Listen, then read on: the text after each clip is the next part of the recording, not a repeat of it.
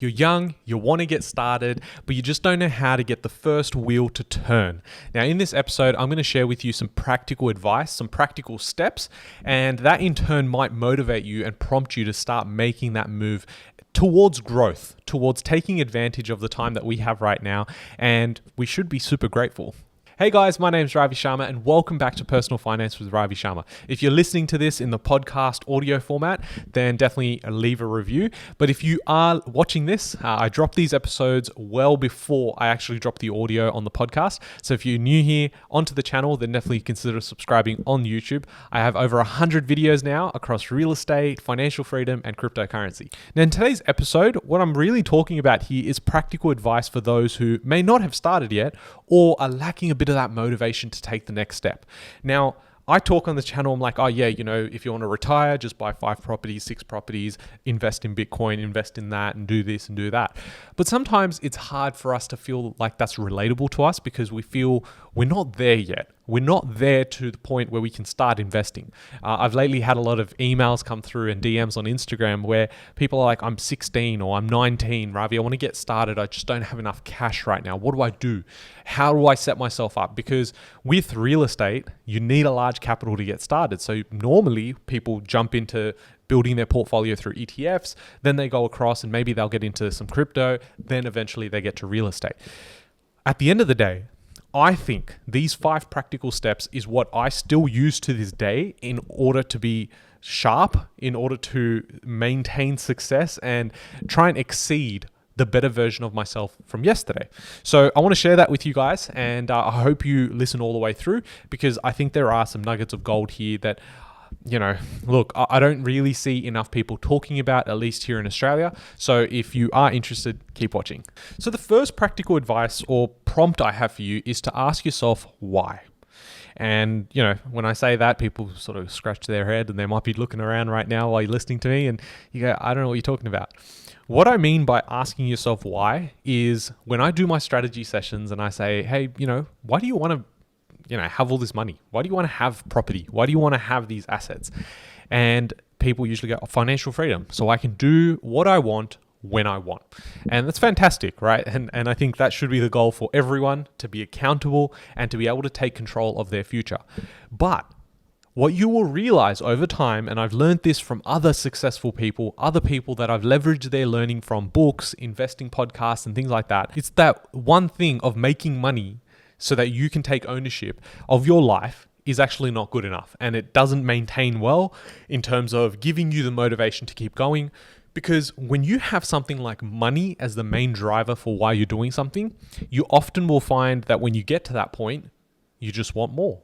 And you just get to a point where you go, I want more than this. And you keep going. And so what you find yourself in is a bit of a cycle where instead of going, I want to escape the rat race, hit my numbers and leave, you pretty much enter a new rat race within yourself to keep wanting to get more and more and more money.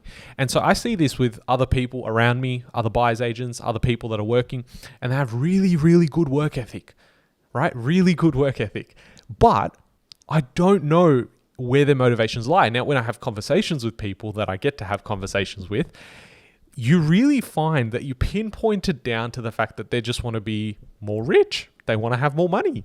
And I get it, you can either be rich or you can be poor and you probably have the same problems, but you'll have a lot more options by being rich. That's not the point I'm trying to make here. I'm trying to make the point that if you figure out what your why is, the whole process changes. It's a shift. It's a mental shift and it becomes more fulfilling. And when it becomes more fulfilling, you're happier as a person. And this is where I go back to that episode I made earlier, a couple of weeks ago, where I talk about, does money buy you happiness? And if you haven't checked it out, go check that out now. But I talk about this cycle where passion really drives into that money concept, right? And when you're financially happy, right, you figure out spiritually and emotionally, you upgrade. You upgrade in life and those parts of your life also start working well. So when I'm going, okay, do you want a life like this with freedom? Awesome. But at what point is it about happiness? Is it about why I'm doing this? And it needs to be greater than just having a few extra zeros in the bank account or having a few extra houses, because I don't think that is sustainable. And I've realized that for myself, where I was doing certain things that, were going to give me more choice, right, by having more money.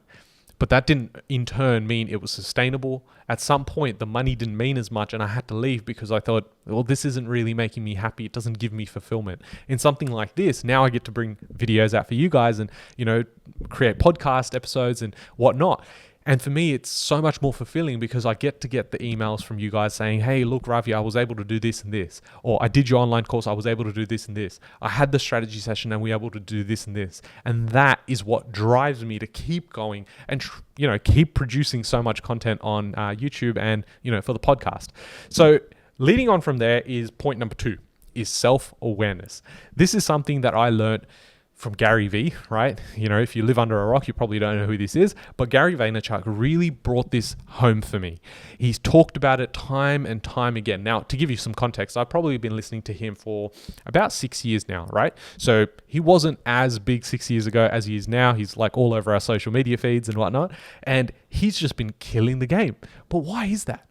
It's because his whole point was about being self-aware and figuring out what is it that really makes you happy, and in turn the whole system works. Now he can do whatever he likes, and people say, well, he brings out so much content on social media. He can only do that because, well, he's got a social media team.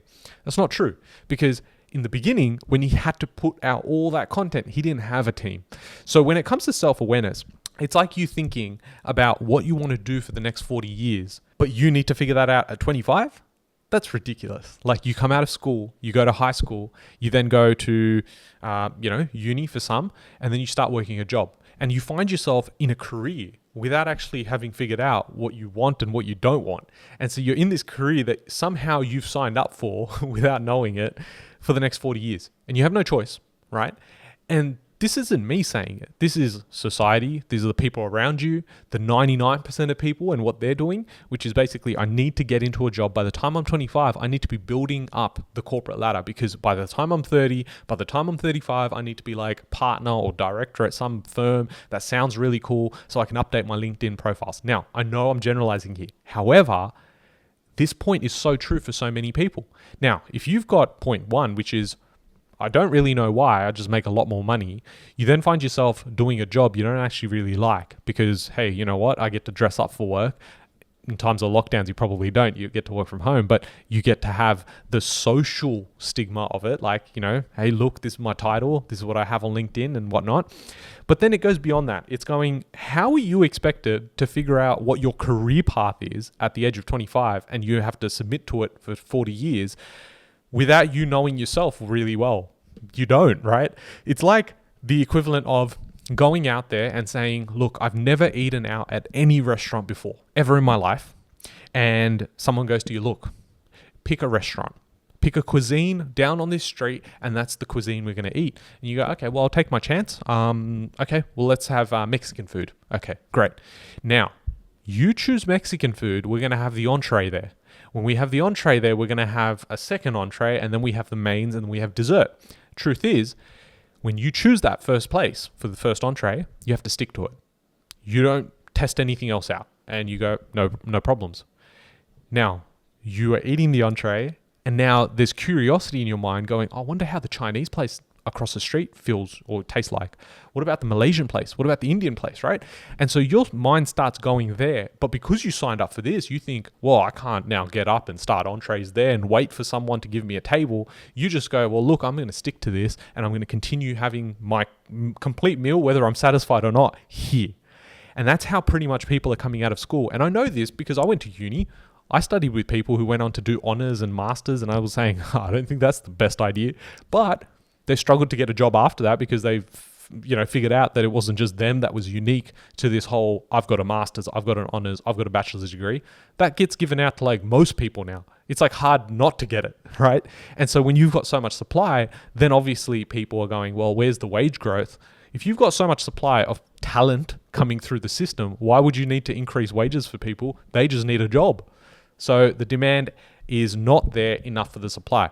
If you figure out that you don't like Mexican food, in this case, you find out that you don't like a particular thing to do, in your time of testing and trying different things, you're going to find, hey, I really dig Thai food, right? In fact, I may like the flavors so much, I want to do something with this, which means I could probably go and start my own restaurant, or I go and really want to figure out how I can become a chef just specializing in Thai food. Now, obviously, that's just, an example. But what we're saying here is at 25 or 30 or 35, you're still young, right? As you go through that process, you get more responsibilities, whether you move out from home, there's increased cost, you have a family, you have kids, things like that. That just weighs you down in the sense of you trying to take those risks when you think you can or can't. So this is something I think about is I was very fortunate that I took those chances. I took the risk around going and trying different things. I was DJing, suddenly became, quite good at it, and then went out and eventually was DJing, across the world, and it was amazing. But it didn't feel fulfilling, right? Then, looking at wedding productions, so doing videography, doing photography, and that worked out really well as well.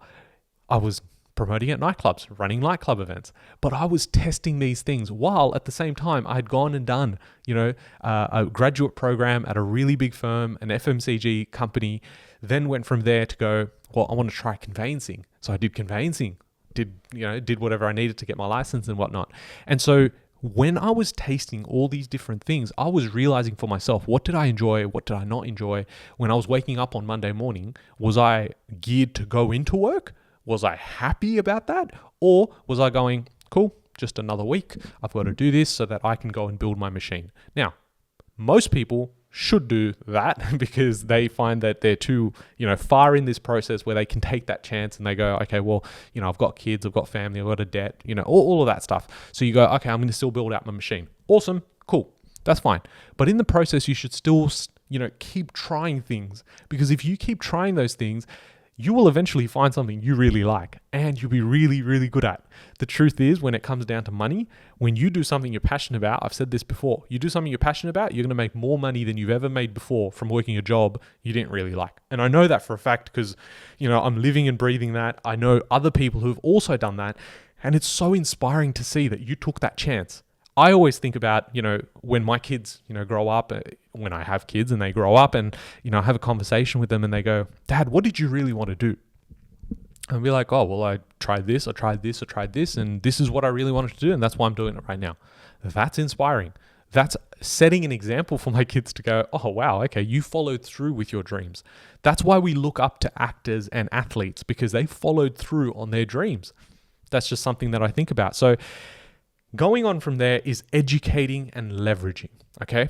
Now, I sound like a broken record when it comes to this, but investing in yourself is underrated, okay?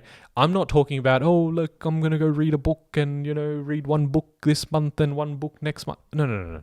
Okay, you need to take a systematic approach to this. You need to have a bit of a plan, because if you don't go through these practical steps and, when I bring it all together in the next couple, you're going to realize that each part plays a big part in a bigger picture, okay? These small things become big things, and that's when you can really make some difference around growth and personal development.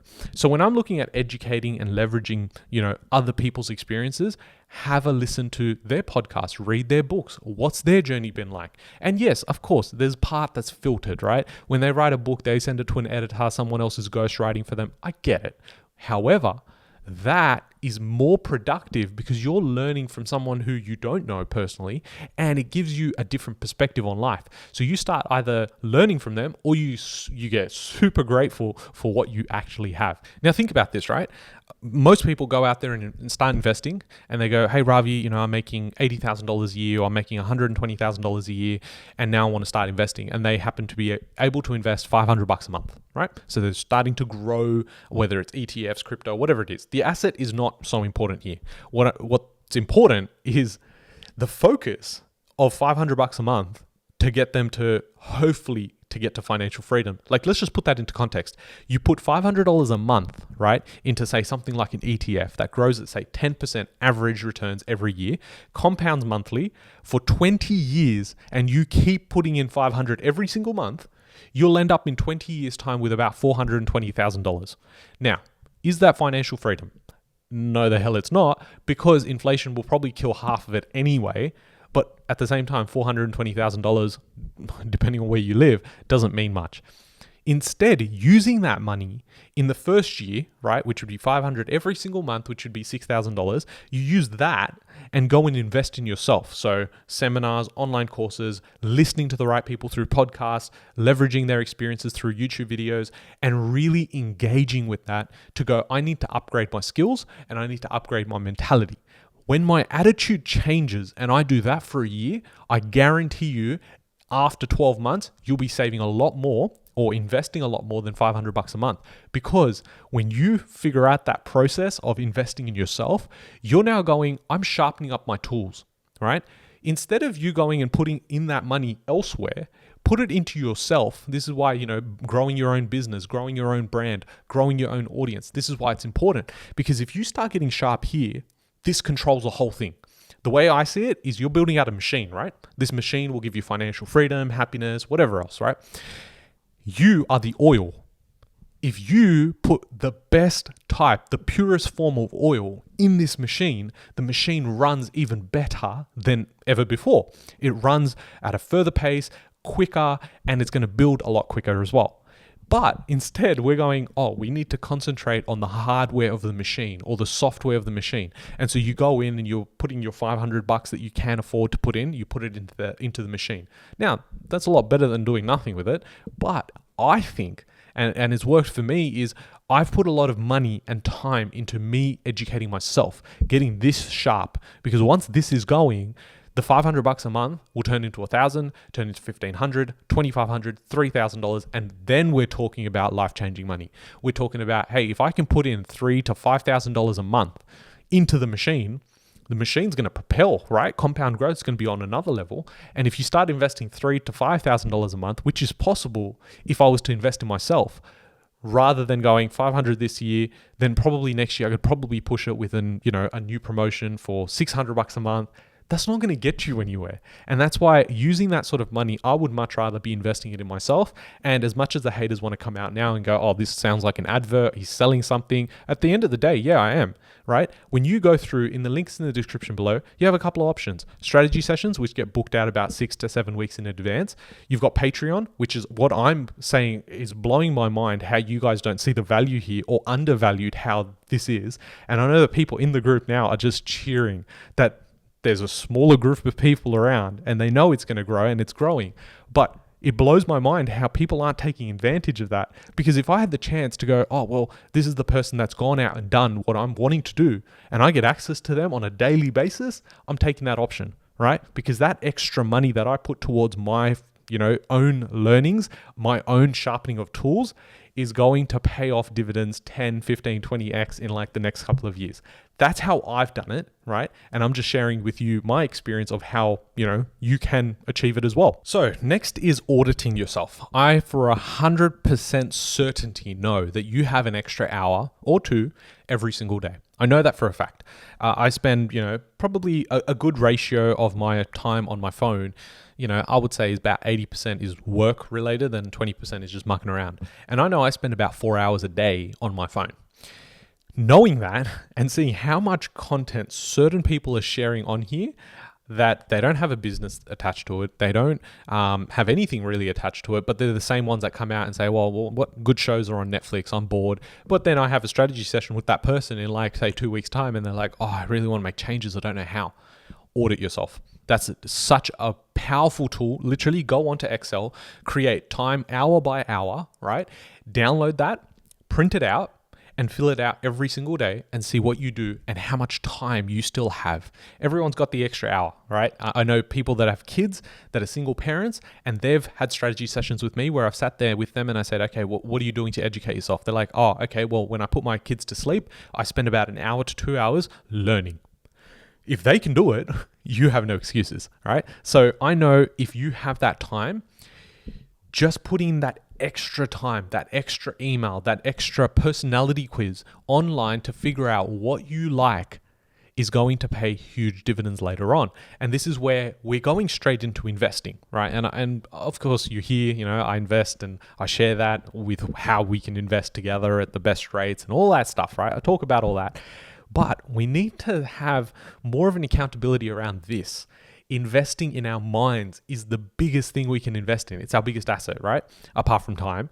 And so how much will it cost you to not watch that next episode of Netflix, right? Or whatever show you're watching, whether it's another video on YouTube, whether it's another fantasy book, it doesn't matter. What is the cost of that? I can tell you now, 1 extra hour today is a lot better than 0, right? So 1 is always better than 0. So if you continue to just plug away and you do an extra hour here, an extra hour there, you're making time to go to the gym. That everyone was going to the gym, right? When lockdowns went around. So you have an extra hour a day because you can't go to the gym now. Now you may work out at home, extra half an hour. But I guess you know what point I'm trying to make here is that you have the time. So when people say I'm bored, or when they say, I'm not happy with my life, but I can't do anything about it, I have 0 to no empathy for those people. That's the fact. Because there's options, and there's always options, and you got to be true to yourself. So auditing yourself, I think, is one of those things that I probably did a couple of years ago, and I was shocked because I thought I was busy. I'm like, oh yeah, I can't do that. I can't meet that person. I can't make that phone call because I'm busy. And then I started auditing myself, and I realized how many times I picked up the phone to do nothing, to scroll. And then how many times I was actually spending on the phone having unproductive conversations with people, how many times I was actually thinking I was busy or making it sound like I was busy, but I wasn't optimizing that time. And now I've got it really tight, right? I probably work less hours than most people, right? But I've got it really tight where it's very, very optimized and very deliberate. And the reason I could do that was because I audited myself. So when we're looking at the next part of this and auditing yourself, bringing it all together, this is my biggest one. Please, please, please have a journal and write in it. Now, I'm not saying write daily. Do whatever feels natural to you. But for me, I try and do one every couple of weeks. And depending on what topic it is, I'll do it more frequently than others. I like to have different topics for when I talk about, say, first week of the month, I'll do a journal just on my business. First week of the month, I'll probably do one for, my fitness and whatever else, right? So different parts of my life, I have different folders on my laptop. So when you have a journal for yourself, it changes everything because there's no one else that can motivate you as best as you can for yourself. And you're just trying to be a better version of yourself from yesterday. It doesn't matter what Ravi's doing. It doesn't matter what so-and-so is doing on YouTube. It doesn't matter what so-and-so is doing down the street. It doesn't matter. Your goals are different to that person. Your upbringing is different to that person. Your situation is unique to yourself. That's not to say that someone hasn't gone through something like you and been able to achieve X, Y, and Z. That's not the point. The point here is that you have a different context around you. So if you spend that time and go, I'm going to get myself educated by writing in my journal and I'm going to commit to this. When you commit to this and you get used to this whole method of doing it over and over and over again, you start figuring out what you like, what you don't like. There are so many people out there that say, oh, well, it's easy for you to say, Ravi, you've already figured out what you like. No, it wasn't easy because I went through it for about 6 years trying to figure out what I do like, what I don't like. Then when I did figure that out, I was like, well, can I make enough money from it? And then when I did figure that out, I was like, is this going to bring me fulfillment? Right? So I had to pass all these checks and I feel like now I'm in that zone, but I put in the hard yards to do that. I put in the time to write stupid emails to myself because that's how I used to do the journaling before. I used to email myself and be like, oh yeah, I feel this, I feel that. I felt like an idiot, right? It feels unnatural. Now it feels so natural to do it and it gives me so much energy. So rather than me going out there and sharing it on social media, if I'm frustrated about something, I'm writing that down and going, okay, cool, I've got it off my chest. I can think more clearly now and I can keep optimizing what I'm doing, make it seamless and optimize the whole process. So when you're having a really shit day, right, write about it. There are so many people, and I know you might be one of them, there are so many people that sit there and say, Ravi, I'm pretty happy with the job I do. I really love it. It's awesome. I'm going to continue doing it. Why do I need to build out a portfolio? Why do I need to retire? I feel like I'm doing the best thing ever. Awesome. If you are, awesome. If you're true to yourself and that is the case, great. When you start journaling, you start realizing that there are moments there that you aren't so happy. There are moments there that you've had a really shit day. Write about it. Because there's going to come a time when you have to pivot your business or you have to pivot the career that you're in or the job you're in or the place you live in, right? You got to pivot for whatever reason because life's ever changing and you need to adapt. And when that time comes and you're going to go, whoa, things have been pretty good. you need to go back to the journal, right? It's not just about journaling for your career, for money, for whatever else you do. It's even for your relationships. It's such a healthy way to get that process underway, right? And I know that I've spoken about this before on the channel, but growth and personal development is by far the most important thing you need to start focusing on, with self-awareness and everything we've spoken about in this, episode, to bring it all together. And you do this consistently for a period of 3, 4, 5, 6 years, it becomes, everyday life, and you start thinking differently. I think the steps that I've shown here, 99% of people won't do, right? You can be the 1%. And I'm telling you now, it's only the 1% that actually do these things that get them the 1% results. I feel like I've been doing this for 4 to 6 years, trying to really figure out what I want, how do I want it. And the truth is, you figure this part out, the rest starts working itself out, because you put enough out in the universe to make yourself be in this position to be able to achieve this. The rest, the universe helps you as well. So I hope you really have enjoyed this, episode. It's a bit different to, the traditional, I'm going to teach you what interest-only loans are and, what Bitcoin is and things like that. But I think investing in your mindset, investing in yourself, and just sharpening up your tools is going to bring you so much better results long-term. And this is why I share content like this on YouTube, on podcasts, but I also go beyond that and say, look, you know what? If you're really serious about this, right? You want to really commit to this? Well, I'm going to create a different platform where I can share so much more, right? There's been less videos over the last month or so. There's been less content on YouTube because I've been sharing more stuff through other means, mainly through Patreon. But then there's also the emails that I'm getting back to, giving more details around it, doing more strategy sessions so that I can help at a more detailed level, personal level. And I think that is bringing more value to those people involved, and they know who they are. I know who you are. Thank you so much for the support. And I'm glad that you are getting the results of just being in these groups for, a month, a couple of weeks, right? And so this is really egging me on. It gives me so much oxygen to keep going and to keep bringing you guys value. Always be learning, but start actioning what you are learning. And if you want to take this seriously, there are ways to take it. There's stuff that I offer, but then there's others that offer other things as well. And so just really be deliberate and optimize the time that you have, because we are living through the greatest time ever. And I don't say that lightly, because it depends on what side you end up on. In the next couple of years, you either end up on the right side or the not so right side, the wrong side.